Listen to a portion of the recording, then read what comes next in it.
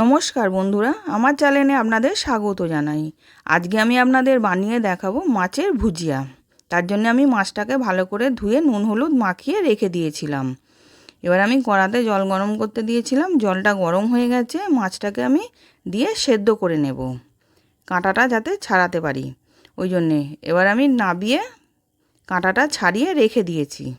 এবার আমি কড়াতে সর্ষের তেল দিয়েছিলাম, রসুন কুচোনো, আদা কুচোনো, পেঁয়াজ কুচোনো আর টমেটো কুচোনো দিলাম, দিয়ে ভেজে নেব হালকা করে।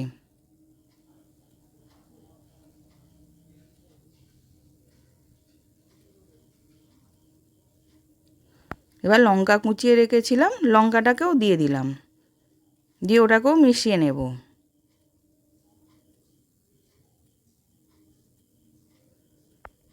এবার হালকা করে ভাজানো হয়ে গেছে, মাছটাকে কাঁটা ছাড়িয়ে রেখেছিলাম, মাছটাকেও দিয়ে দিলাম।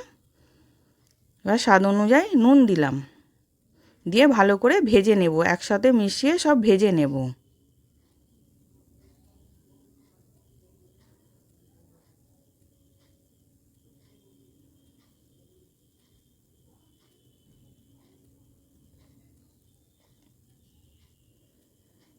এবার ভালো করে মাছটা ভাজা হয়ে গেছে।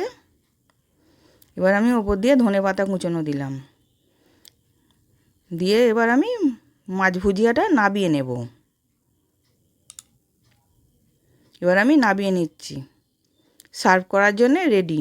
আশা করছি ভিডিওটা ভালো লেগেছে। আমি হাজির হব আর এক নতুন রেসিপির সাথে।